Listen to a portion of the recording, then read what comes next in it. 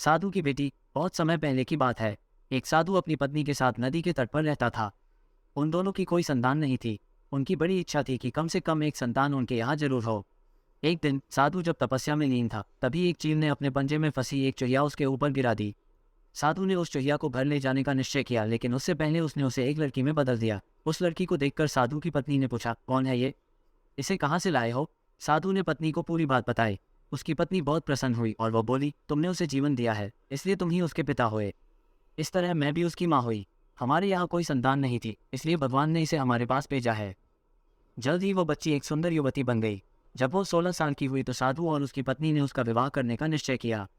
साधु ने सूर्य देवता का आह्वान किया। जब सूर्य देवता उसके सामने आए तो साधु किया ने उनसे उसकी बेटी से विवाह करने का अनुरोध। हालांकि लड़की को यह विचार अच्छा नहीं लगा और उसने कह दिया, क्षमा कीजिए, लेकिन मैं सूर्य देवता से विवाह नहीं कर सकती क्योंकि वो बहुत गर्म है। निराश साधु ने सूर्य देवता से कहा कि अब वे ही उसकी लड़की के लिए कोई सुयोग्य वर सुझाएं। सूर्य देवता ने कहा, बादलों के देवता से आपकी लड़की की जोड़ी सही बैठेगी क्योंकि वे ही धूप की गर्मी से उसकी रक्षा कर सकते हैं। साधु ने अब बादल देवता से उसकी लड़की से विवाह करने का अनुरोध किया। इस बार भी लड़की ने विवाह से इनकार कर दिया और बोली, मैं इस काले व्यक्ति से विवाह नहीं करूंगी। इसके अलावा बादलों की गरज से मुझे डर भी लगता है। साधु फिर से उदास हो गया और उसने बादल देवता से अनुरोध किया कि वे ही कोई सुयोग्य वर सुझाएं।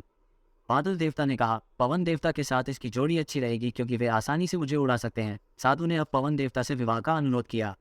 इस बार भी लड़की ने विवाह से इनकार कर दिया और बोली, मैं ऐसे अस्थिर व्यक्ति से विवाह नहीं कर सकती जो हर समय यहाँ वहाँ उड़ता रहता हो। साधु काफी परेशान हो गया। साधु ने पवन देवता से ही कोई सुयोग्य वर सुझाने को कहा। पवन देव ने जवाब दिया, पर्वतों के राजा बहुत मजबूत और स्थिर हैं। वे बहती हुई हवा को भी आसानी से रोक सकते हैं। उनसे आपकी लड़की की जोड़ी सही बैठेगी। साधु अब पर्वतराज के पास गया और उससे उसकी लड़की के साथ विवाह करने का अनुरोध किया। हालांकि इस बार भी लड़की ने विवाह करने से इनकार कर दिया और कहा, मैं ऐसे किसी व्यक्ति से विवाह नहीं कर सकती जो इतना कठोर और ठंडा हो। लड़की ने साधु से किसी नर्म वर को खोजने को कहा।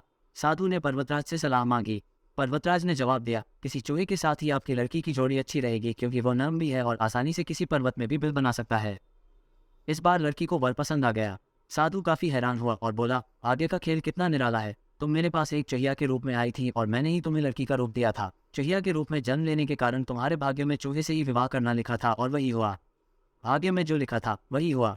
साधु ने फिर से प्रार्थना शुरू कर दी और लड़की को दोबारा चुहिया बना दिया। Thanks, please like and click the subscribe button.